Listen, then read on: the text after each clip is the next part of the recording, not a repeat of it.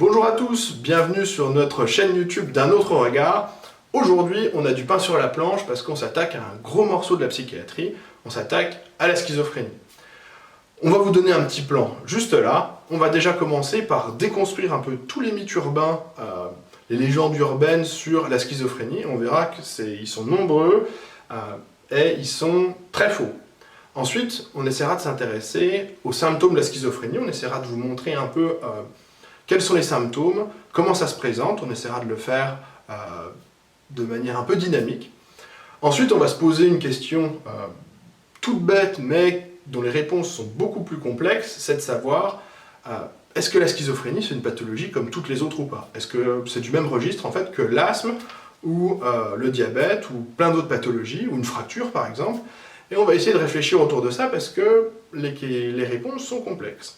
Et enfin, on va faire un petit trailer de la suite de la chaîne, en tout cas de la suite de cette série consacrée à la schizophrénie. Donc on est vraiment super content de vous avoir pour cette première vidéo.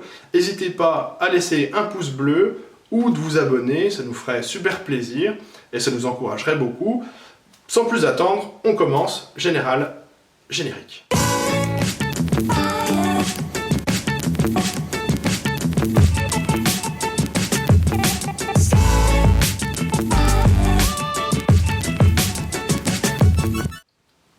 Alors c'est l'heure de déconstruire tous les mythes vis-à-vis de la schizophrénie. On va déjà commencer par le premier mythe important à déconstruire, c'est le mythe du dédoublement de la personnalité. Le dédoublement de la personnalité, c'est quelque chose qui a été énormément popularisé par les films, des films très connus, comme par exemple Le Seigneur des Anneaux ou Fight Club. Alors pour Le Seigneur des Anneaux, c'est Gollum qui a un dédoublement de personnalité entre une partie de lui qui est gentille et une partie de lui qui est méchante, avec une vraie scission entre les deux, bien qu'ils puissent communiquer l'un et l'autre. Et puis il y a aussi Fight Club, alors ça c'est pour les deux plus connus, mais Fight Club où du coup le personnage central souffrirait de schizophrénie et aurait un dédoublement de personnalité entre quelqu'un de plutôt inhibé et puis quelqu'un avec beaucoup de charisme. Mais il se trouve qu'il n'y a rien de plus faux. En fait, la schizophrénie, c'est pas du tout ça. C'est des choses qui peuvent arriver, les dédoublements de la personnalité, mais que, en tout cas, moi, j'ai jamais vu dans ma pratique durant mon internat. C'est des choses qui sont plutôt décrites dans les troubles de la personnalité, on en reparlera dans la vidéo consacrée aux troubles de la personnalité, mais la schizophrénie, j'insiste, n'est pas une pathologie de la personnalité.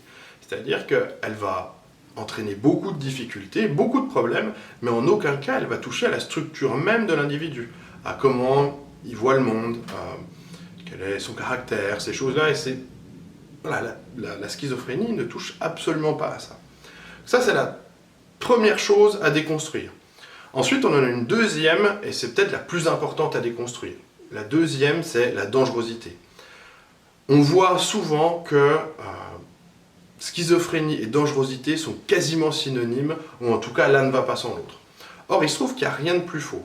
Si on prend par exemple les homicides, on voit que les personnes qui souffrent de schizophrénie sont moins responsables d'homicides que la représentation de la population générale et dans la population qui passe à l'acte et qui tue quelqu'un. En gros, qu'est-ce que ça veut dire? C'est-à-dire que si on prend globalement la prévalence, c'est-à-dire le nombre de personnes dans la population souffrant de schizophrénie pour 100, la prévalence de la schizophrénie, on va simplifier, mais globalement c'est 1%. Et il se trouve que sur 100 homicides, il y en a moins d'un seul, donc vraiment moins d'un seul, qui est réalisé, qui est effectué par une personne souffrant de schizophrénie. Donc ça veut dire que dans les homicides, en fait, les patients qui souffrent de schizophrénie, ils tuent moins que les personnes de la population générale qui souffrent pas de pathologie psychique. Voilà. Donc ça, c'est hyper important de le dire. Mais ça amène aussi un autre point, c'est-à-dire qu'il faut renverser aussi complètement nos manières de voir la schizophrénie. Il faut absolument dire que les personnes qui souffrent de schizophrénie, en réalité, sont bien plus souvent victimes de violences que responsables. Et en fait, c'est tout bête, c'est évident, on le verra dans la prochaine partie de la vidéo, quand on parlera des symptômes, mais globalement, c'est une vraie maladie. Et une vraie maladie, ça empêche de faire certaines choses, et ça altère beaucoup d'autres. Donc ça altère l'image qu'on peut avoir de soi-même, ça altère les capacités qu'on peut avoir pour se défendre ou faire valoir ses droits. Donc il faut vraiment imaginer les personnes souffrant de schizophrénie comme beaucoup plus vulnérables. Et en fait, elles vont être bien plus souvent victimes de violences physiques, verbales, même symboliques. On reparlera de la symbolique dans plusieurs vidéos. Mais en tout cas, c'est vraiment deux idées reçues qu'il faut absolument combattre, et j'espère qu'à la fin de cette vidéo, vous pourrez plus faire ces erreurs-là, ou en tout cas plus penser de cette manière-là. On vient de déconstruire un peu ces deux idées reçues vis-à-vis de la schizophrénie. Maintenant, il s'agit de construire, c'est-à-dire de repartir sur de bonnes bases, et c'est de se dire, mais en fait, c'est quoi la schizophrénie et comment ça se manifeste?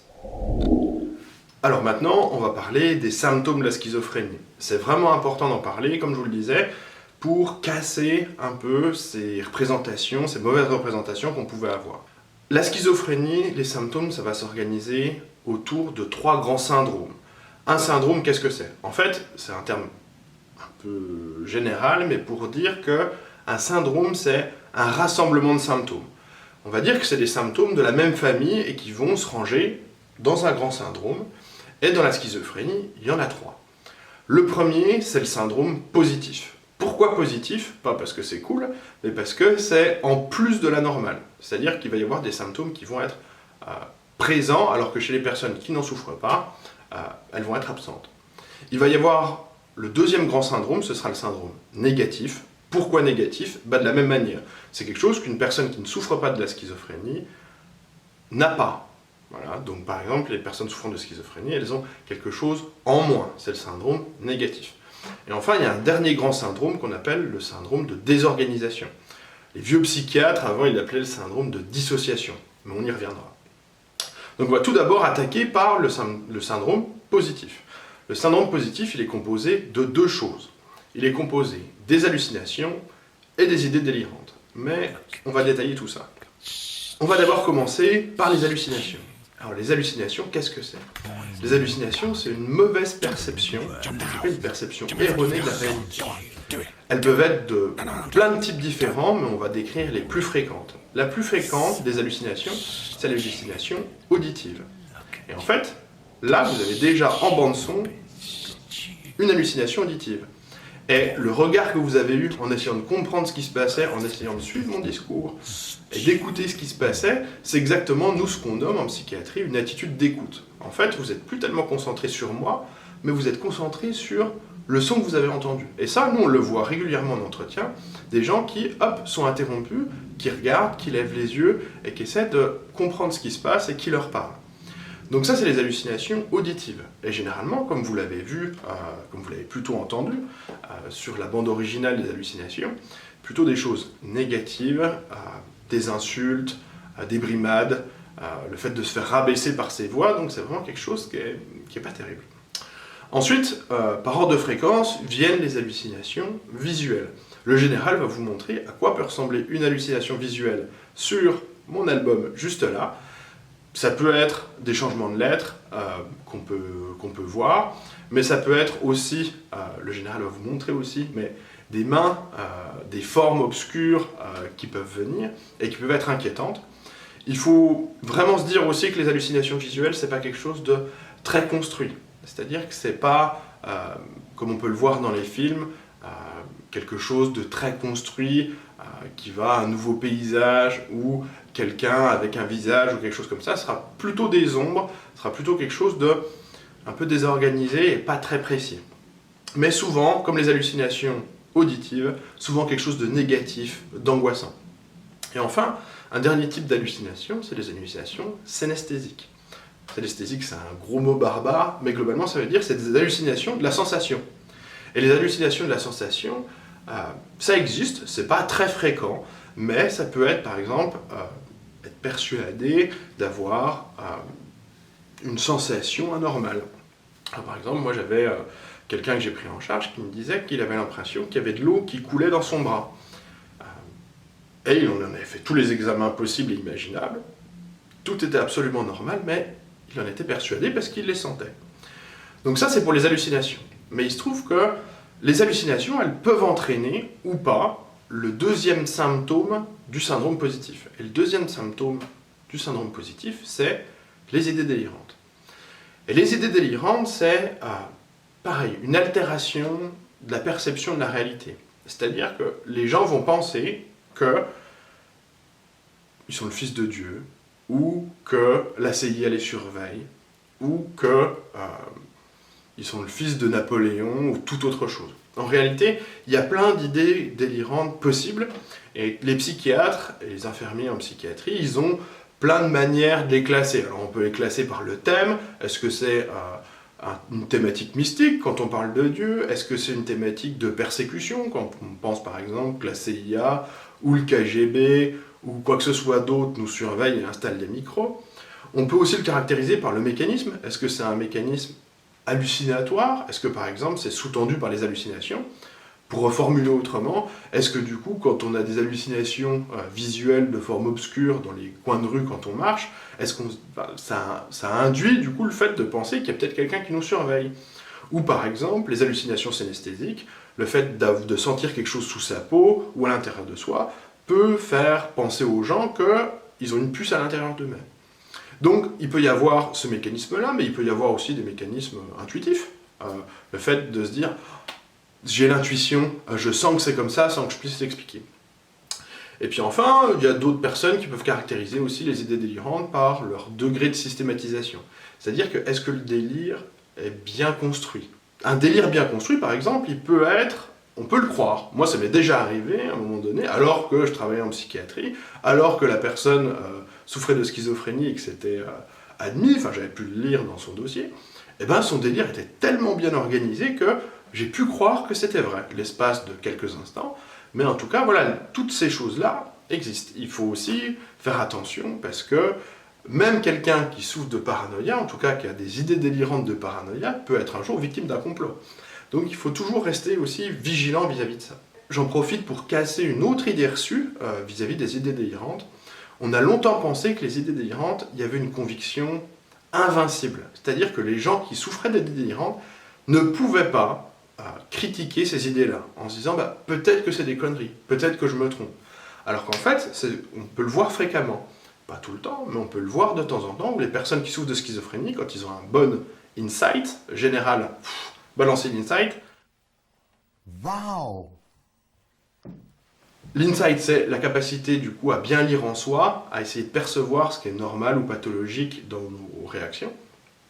Et bien certaines personnes qui souffrent de schizophrénie, quand ils ont un bon insight, et ben ils peuvent par moment critiquer ces idées délirantes-là et se dire peut-être que je me trompe. Donc ça c'est hyper important. Ça ne veut pas dire que les personnes qui souffrent de schizophrénie, qui ont un syndrome positif, sont forcément anosognosiques de leur trouble, c'est-à-dire qu'ils ne se rendent pas compte de ce qui se passe. Il y en a beaucoup, mais pas tous. Voilà pour le syndrome positif. Si vous avez des questions, n'hésitez pas à les laisser en commentaire. On va passer maintenant au deuxième grand syndrome, le syndrome négatif. Qu'est-ce que c'est que le syndrome négatif? Eh bien, le syndrome négatif, lui, il va se découper en 3 parties. Il va se découper en une partie cognitive, en une partie émotionnelle et une partie sociale. Globalement, ça veut dire que le syndrome négatif va s'appliquer sur le champ de la cognition, donc c'est-à-dire des fonctions intellectuelles, mais aussi sur le plan émotionnel et sur le plan social. Sur le plan cognitif, qu'est-ce que ça veut dire le syndrome négatif? Eh bien, ça veut dire que les personnes qui vont souffrir de schizophrénie et qui vont avoir un syndrome négatif, ils vont être un peu ralentis sur le plan cognitif, ou en tout cas moins véloces. C'est-à-dire qu'ils vont avoir du mal à effectuer des tâches complexes. Par exemple, des calculs importants. Au niveau du langage aussi, il va être altéré, c'est-à-dire qu'il va être un peu plus pauvre, un peu moins riche, merci les adjectifs. C'est puissant, c'est poétique, c'est magnifique. Mais ça veut dire que tout ça va être un peu plus pauvre, donc moins de mots utilisés, moins de mots différents, moins de sonorités, et ça touche un peu toutes les sphères. Donc on a quelque chose, quand quelqu'un souffre d'un syndrome négatif, il a un peu cette pauvreté, à la fois dans le discours, mais aussi à la fois dans les mimiques, même corporellement parlant. Alors, il n'y a pas forcément d'un vrai ralentissement moteur ou psychique, mais c'est empreint quand même de pauvreté, et c'est pour ça qu'on appelle ça le syndrome négatif. C'est un peu en moins. Ça, c'est la première chose. Ensuite, le syndrome négatif, il peut toucher aussi le côté émotionnel. Et de la même manière que pour la cognition, les émotions vont être moins fortes, moins intenses, ce qui va se traduire par des mimiques qui vont être un peu moins présentes, ou en tout cas un peu moins fortes. Donc des sourires un peu moins prononcés, des attitudes de tristesse aussi un peu moins prononcées. Donc ça, c'est quelque chose d'important. Et puis, il va y avoir globalement une diminution du plaisir. Et ça, c'est super important à comprendre parce que ça explique aussi la perte au niveau social. Mais pour retourner au niveau du plaisir, petite anecdote, plus de 95% des patients qui souffrent de schizophrénie sont fumeurs. Parce qu'en fait, le plaisir, c'est hyper important dans la vie. On a tous besoin de se faire plaisir.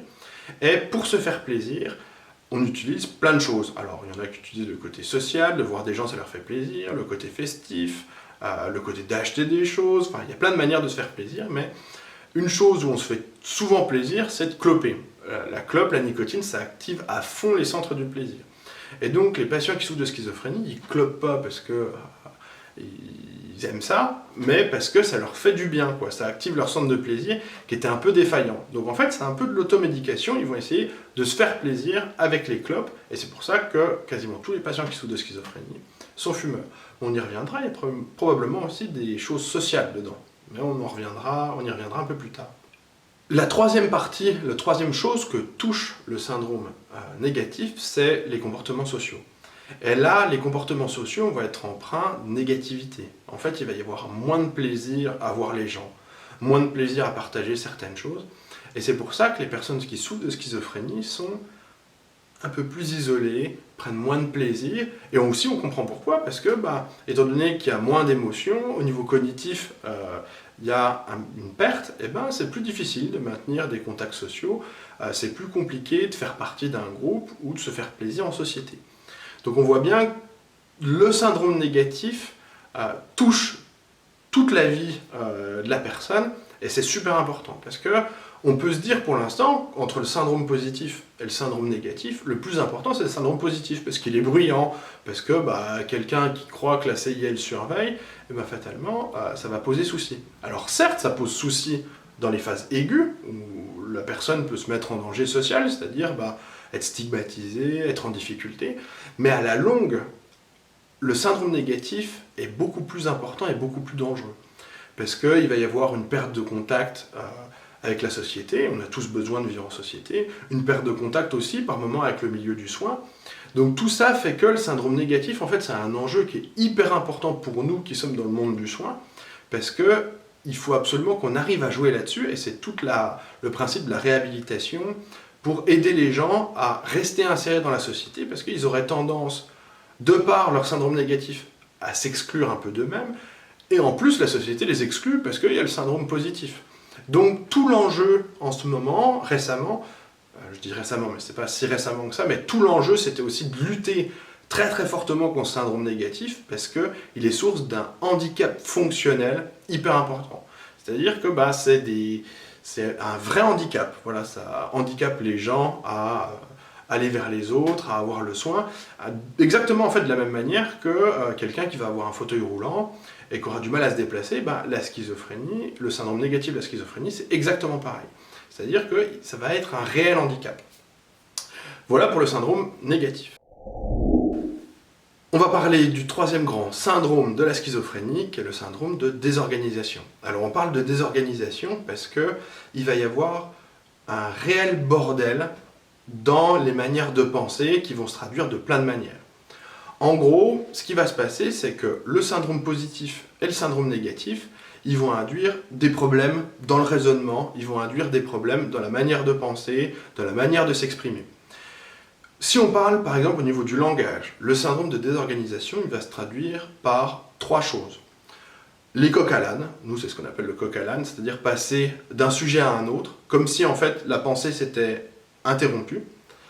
Donc on pourrait parler d'une chose, c'est comme si là moi je vous parlais tout de suite de la météo. Ce serait un réel coq à l'âne.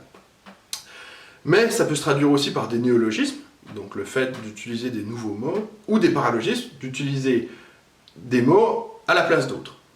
Et ça peut aboutir, pour les personnes qui ont un syndrome de désorganisation très important, à un discours qui est complètement opaque, où on ne comprend plus rien.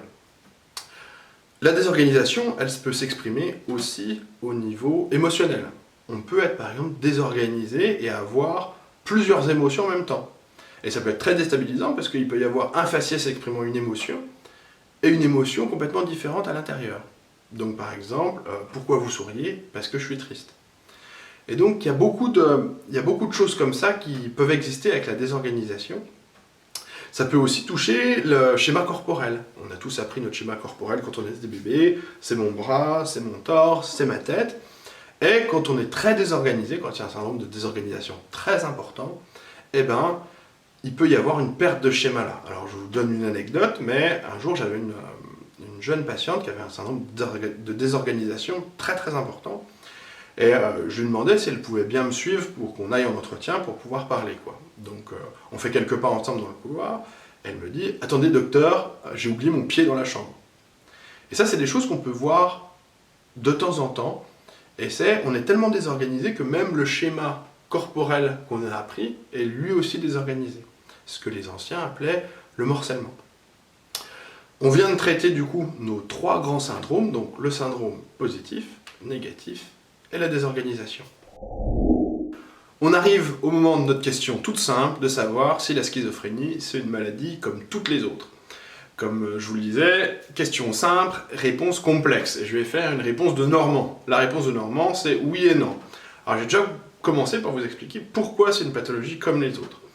Eh ben, c'est une pathologie comme toutes les autres parce qu'elle obéit à un modèle, c'est le modèle stress-vulnérabilité. Alors il faut qu'on s'attarde un peu sur ce concept parce que c'est fondamental et toutes les autres vidéos vont traiter de ce modèle de stress et de vulnérabilité. Alors, qu'est-ce que ça veut dire concrètement stress-vulnérabilité? Eh bien ça veut dire que la rencontre entre une vulnérabilité et un environnement stressant va faire qu'il va y avoir décompensation et que la maladie va apparaître. Et donc, qu'est-ce que ça peut être la vulnérabilité? Donc la vulnérabilité, globalement, pour la schizophrénie, c'est une vulnérabilité qui est génétique. On s'est rendu compte, en fait, que les jumeaux, les vrais jumeaux, monozygotes, monochoriales, monoamniotiques, enfin voilà, les vrais jumeaux, en fait, quand il y avait un jumeau, un des deux qui souffrait de schizophrénie, le deuxième, peu importe où il était élevé, même famille ou pas même famille, même continent, pas même continent, même latitude, pas même latitude, quand tout était contrôlé, eh ben le deuxième jumeau avait entre 50 et 80% de chances de plus de développer une schizophrénie par rapport à la population générale. Et c'est comme ça qu'on s'est rendu compte que la schizophrénie avait une composante génétique. Et maintenant, on arrive à individualiser quelques gènes, environ une dizaine, mais probablement beaucoup plus. Et c'est pas une hérédité qui est comme dominante ou récessive, c'est plutôt un ensemble de gènes qui va favoriser ou non le risque de schizophrénie. Et donc c'est ça qu'on appelle la vulnérabilité. Donc c'est une vulnérabilité qui est génétique. Et en fait, cette vulnérabilité, quand elle va rencontrer un environnement, alors l'environnement c'est pas simplement la météo ou les plantes, c'est l'environnement, ça veut dire tout ce qui est à l'extérieur de l'individu. Quand cette vulnérabilité va rencontrer un environnement qui est problématique, chargé de risques, de stress, alors c'est pas un stress dans le sens je suis stressé par mes examens ou par ma thèse ou par quoi que ce soit, c'est des stress, en tout cas c'est le mot stress là veut dire facteur de risque, en tout cas des choses qui vont favoriser le risque de schizophrénie. Et donc il faut envisager ça comme une cuve. Alors là vous vous dites, il est complètement fou. Mais le général va faire des miracles pour vous expliquer ce concept qui n'est pas si facile que ça. En gros, la vulnérabilité, c'est comme une cuve. On va prendre 2 vulnérabilités différentes, une vulnérabilité importante et une vulnérabilité faible. La faible vulnérabilité va se traduire par une grande cuve. Donc général, je te laisse mettre une méga cuve. Et une forte vulnérabilité va se traduire par une petite cuve. Et en gros, il va y avoir un robinet de chaque côté qui va venir libérer de l'eau dedans. Et en fait, cette eau, c'est le symbole du stress, c'est le symbole des facteurs de risque. Et en fait, on voit bien que, vous voyez l'eau couler progressivement, et vous voyez bien qu'à un moment donné, la petite cuve va déborder plus vite que la grosse. Et c'est ça qu'on appelle la décompensation. C'est-à-dire que c'est à partir de là que la maladie va apparaître. Donc quelqu'un qui va avoir beaucoup de gènes à risque vis-à-vis de la schizophrénie va décompenser pour le même volume d'eau, c'est-à-dire le même volume de facteurs de risque, va décompenser beaucoup plus vite. Mais à l'inverse, si on change les débits, si quelqu'un qui a une faible vulnérabilité, c'est-à-dire une grosse cuve, si on va mettre beaucoup de facteurs de risque, un gros volume de facteurs de risque, il pourra quand même décompenser. Et à l'inverse, quelqu'un qui a une forte vulnérabilité, c'est-à-dire une toute petite cuve, et qu'on remplit très peu de facteurs de risque, eh ben, il ne décompensera pas. Donc c'est le modèle stress-vulnérabilité, c'est la rencontre entre quelque chose d'interne, c'est-à-dire la génétique, et d'externe, l'environnement, qui va faire ou non qu'il y ait des décompensations. Ce serait trop simple si on en restait là. En réalité, c'est plus complexe. C'est-à-dire que on a toujours notre cube, mais il faut imaginer aussi des facteurs protecteurs, parce qu'il y a des choses qui vont nous protéger vis-à-vis de la schizophrénie. Et il faut imaginer en fait un deuxième robinet qui est rattaché à la cuve et qui va permettre de vider l'eau des risques compris dans la cuve de la vulnérabilité. Donc plus on va avoir de facteurs protecteurs, en fait, plus on va pouvoir charger de risques. Parce qu'en fait, le risque va s'en aller par le facteur protecteur.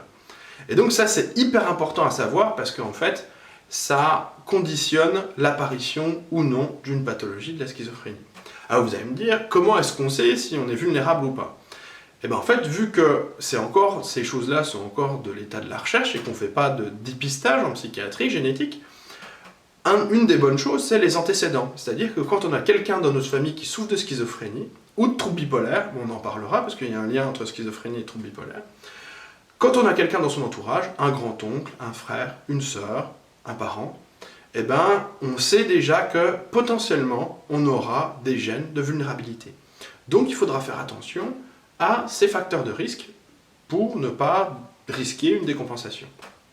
Cette notion du coup de cuve, de stress-vulnérabilité, cette cuve remplie de facteurs de risque, elle en amène une autre. C'est-à-dire que est-ce que ce robinet des risques, en fait, il coule pendant toute la vie? C'est-à-dire que est-ce qu'on accumule les facteurs de risque dans notre cuve de vulnérabilité toute notre vie? Et c'est une deuxième notion hyper importante vis-à-vis de la schizophrénie, qui est la notion de neurodéveloppement. Ouais, c'est pas faux. La schizophrénie, c'est une maladie neurodéveloppementale. Ça veut dire que ces facteurs de risque, ils vont être bien plus agressifs quand notre cerveau va être en développement.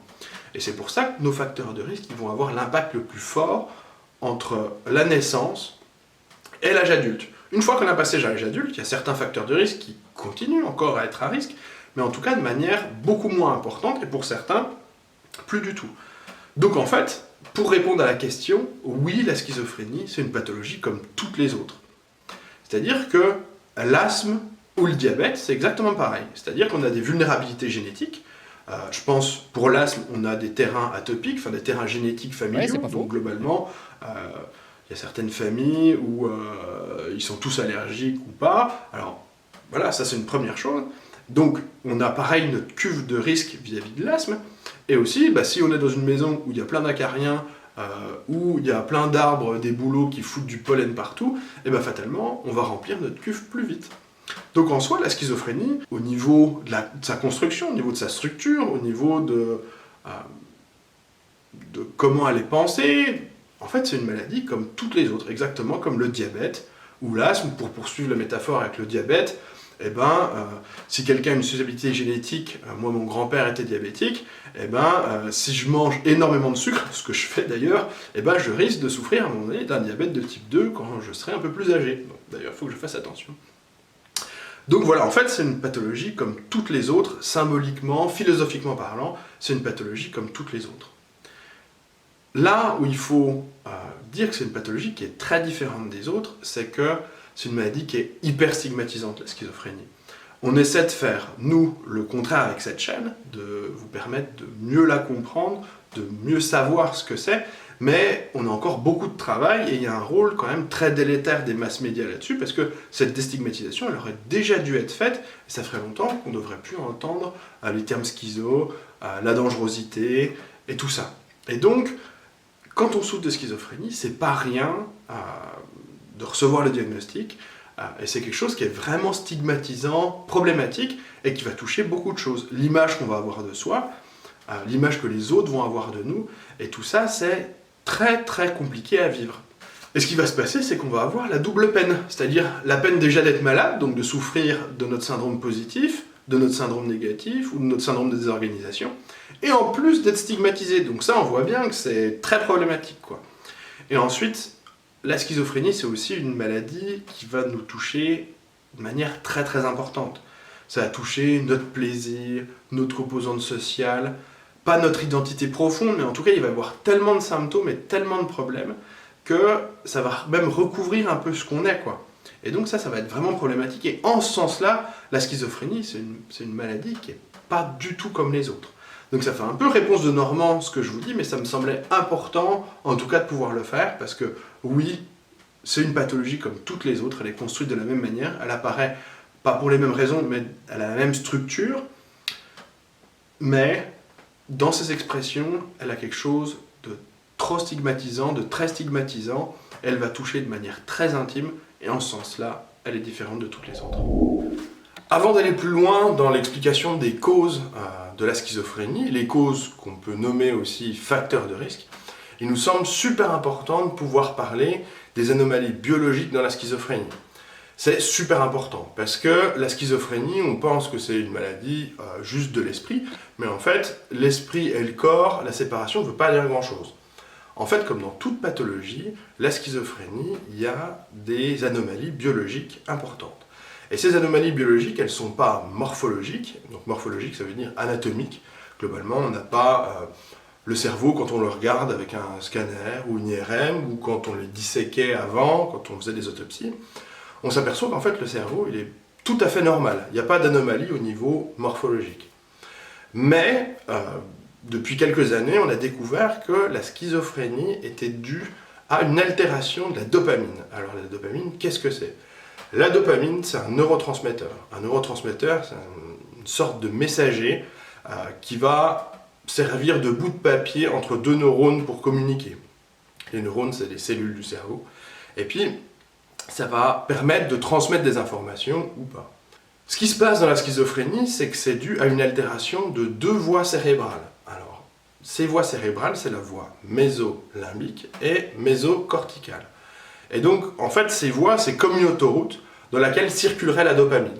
Et en fait, ce qui se passe, c'est que pour le syndrome positif, donc pour les syndromes positifs, on a vu les hallucinations, les idées délirantes, et ben, ce messager chimique dans cette autoroute mésolimbique, il y a trop de voitures, il y a trop de neurotransmetteurs, ça bouchonne, et c'est ce qui provoque les symptômes positifs. Et à l'inverse, on a une deuxième autoroute, l'autoroute mésocorticale, et dans cette autoroute, il y a beaucoup moins de voitures, il n'y en a vraiment pas assez. Et donc, ça, c'est responsable du syndrome négatif. Donc, on l'a vu, le syndrome négatif qui peut être cognitif, émotionnel ou social. Donc, on voit bien que la schizophrénie, c'est absolument une pathologie comme les autres, c'est-à-dire qu'elle est due à des anomalies biologiques. Comme par exemple le diabète. Le diabète, il n'y a pas d'anomalie morphologique du pancréas, mais il y a des problèmes endocriniens. Et là, c'est exactement pareil. On n'a pas d'anomalie morphologique, mais on a des vraies anomalies au niveau des neurotransmetteurs. Si on remonte un peu le circuit de la dopamine, il y a certains auteurs qui pensent que ce ne serait pas uniquement dû à la dopamine. En fait, ce serait peut-être un autre neurotransmetteur, le GABA, qui ferait mal son taf et qui du coup engendrerait des problématiques de dopamine. En tout cas, c'est très intéressant. Si vous voulez aller plus loin, il y a plein d'articles qui en parlent. Le but, c'est pas forcément de parler de ça, mais c'était simplement de vous dire aussi que on ne fait pas la distinction entre les maladies psychiques et les maladies somatiques. C'est des maladies comme toutes les autres. Enfin, il faut absolument qu'on parle un peu des causes. Et ça va déterminer l'architecture de notre série sur la schizophrénie. On va tout d'abord parler de trois grandes causes. Les causes, comme on l'a vu, c'est les facteurs de risque, c'est l'eau qui coulait dans les cuves tout à l'heure. Ces trois grands facteurs de risque, c'est le cannabis, la migration et le fait de naître et d'habiter en ville. D'ailleurs, on va commencer par ce grand facteur de risque parce que c'était ma thèse.